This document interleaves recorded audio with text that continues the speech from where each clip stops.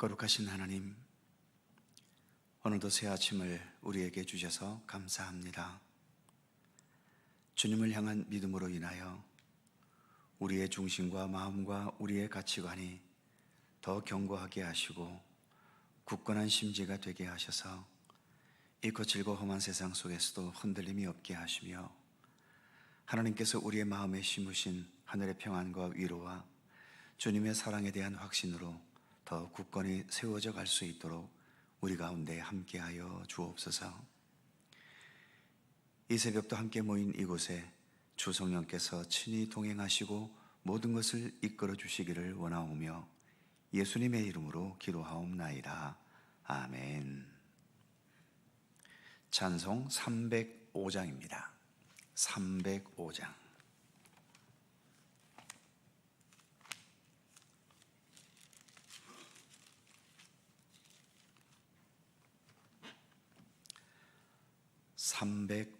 함께 찬송합니다. 나 같은 죄인 살리신 주 은혜 놀라워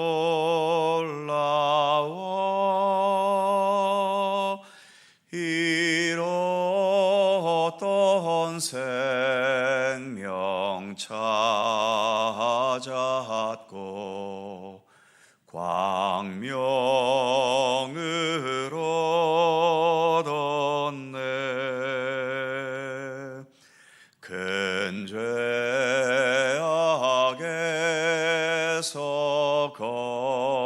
건지신 주 은혜 고마워.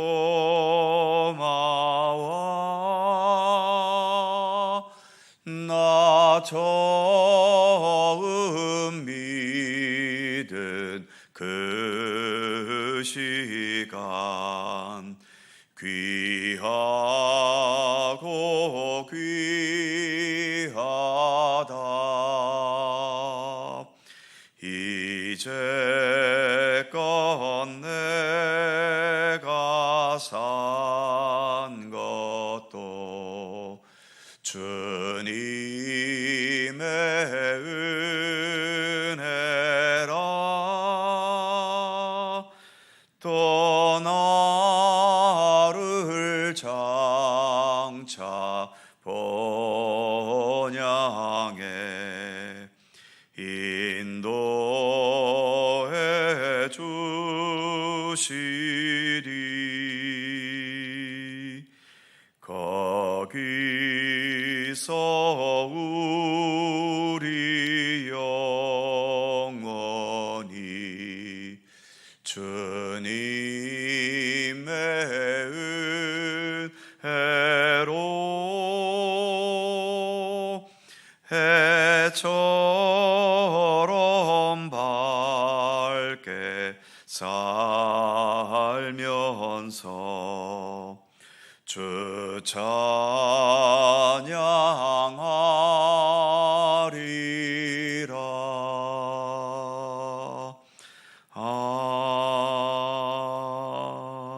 아멘.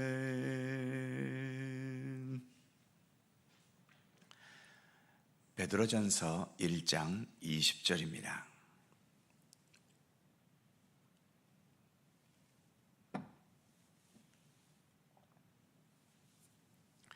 베드로전서 1장 20절에서 21절까지의 말씀, 두 계절을 다 함께 한 목소리로 봉독합니다.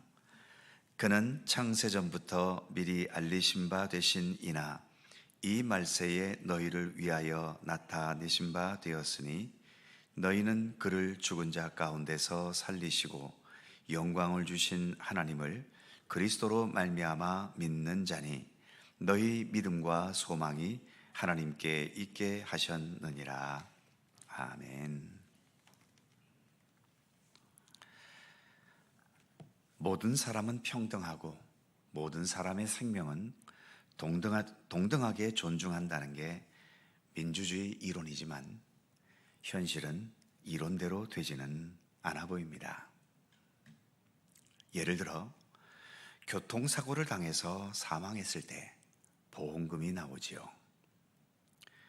부자의 생명값과 가난한 사람의 생명값은 결코 같지 않습니다.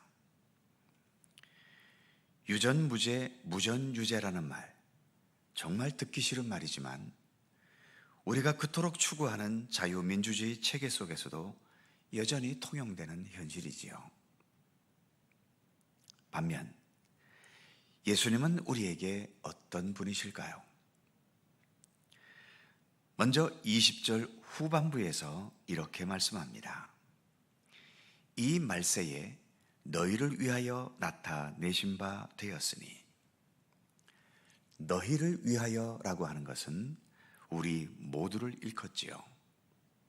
예수님은 이론적으로만 우리를 위하신 게 아닙니다.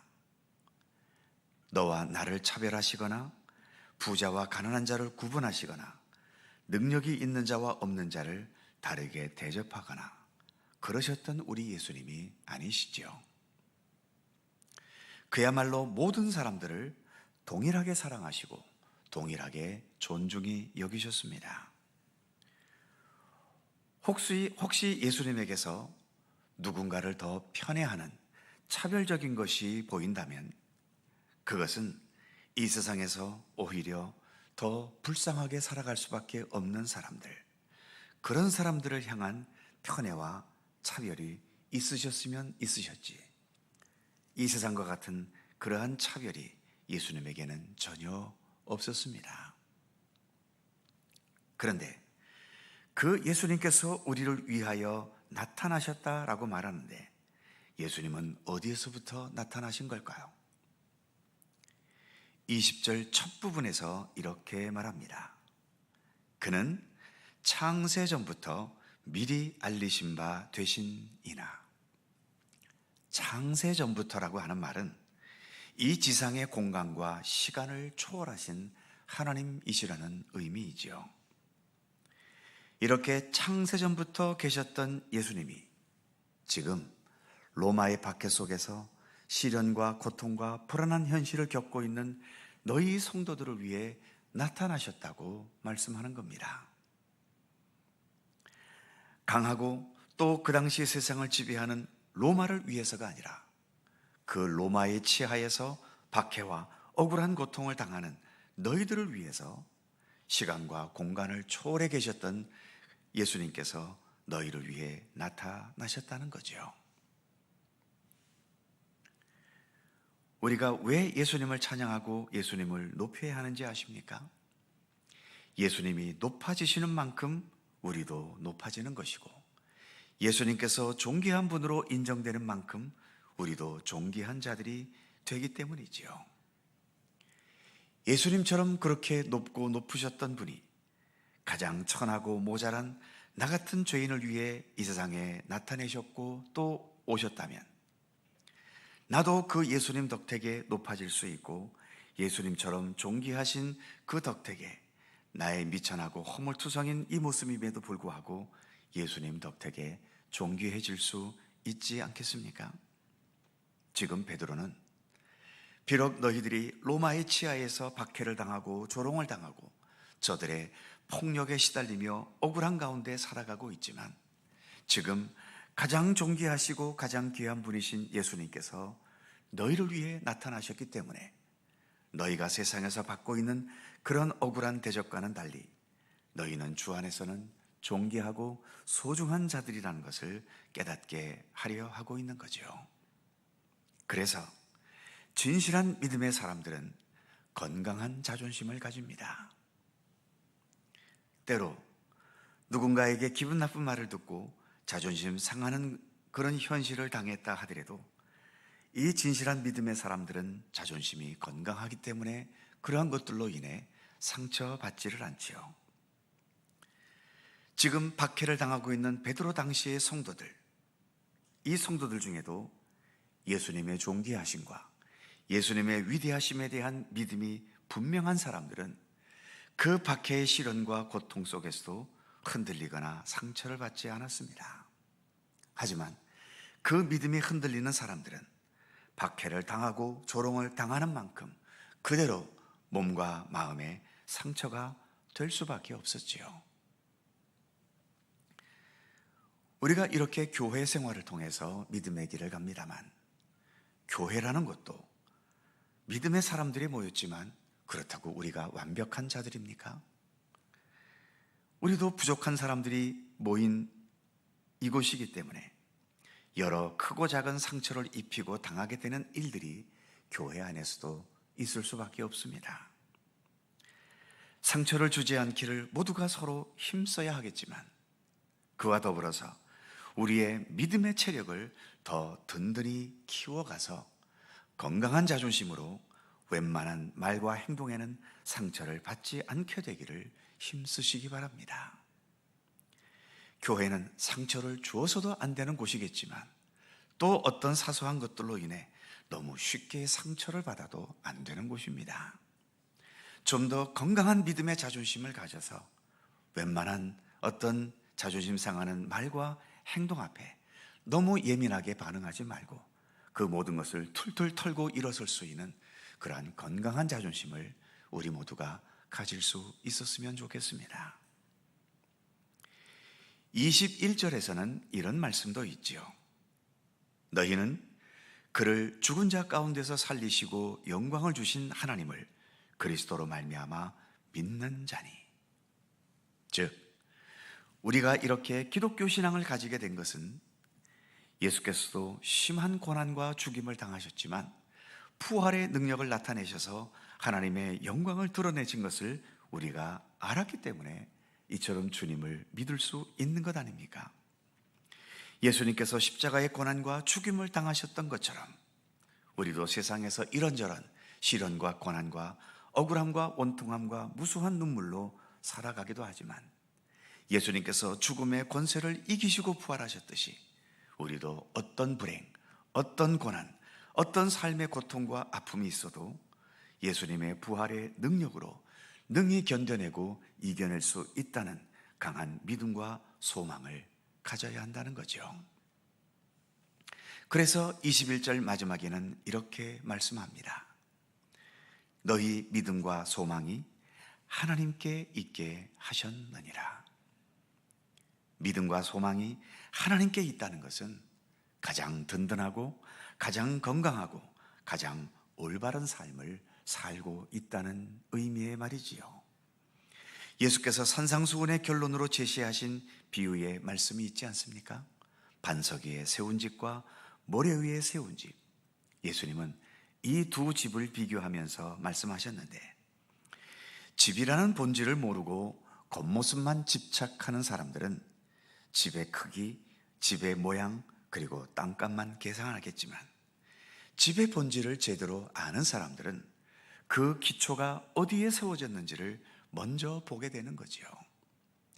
아무리 화려한 집이라 해도 모래 위에 세워졌다면 그 집이 순식간에 무너지는 것은 시간 문제일 뿐입니다. 우리가 사는 이 세상은 반석일까요? 모래일까요? 이 세상은 모래와도 같습니다. 지금 성도들을 괴롭히고 박해하는 로마라는 대제국, 그 당시에는 그 어느 것에도 무너지지 않을 만큼 든든하게 보였지만 역시 로마 제국도 모래일 뿐이었습니다. 그렇다면 지금 내 주머니 속에 있는 돈은 반석일까요? 내가 누리고 있는 명예와 권세는 반석일까요? 내가 알고 있는 지식과 내 머리 잘 돌아가는 이 지혜는 이 세상에서 반석일까요? 그러기를 바라지만 아쉽게도 그 모든 것들은 다 모래와도 같습니다. 우리가 살고 있는 이 지구도 과학자들에 의하면 비록 40억 년 넘게 존재해 왔지만 언젠가는 파멸될 날이 예약되어 있는 모래와도 같은 곳입니다. 그러니 이 세상에 어느 것이 진정한 반석일 수 있겠습니까?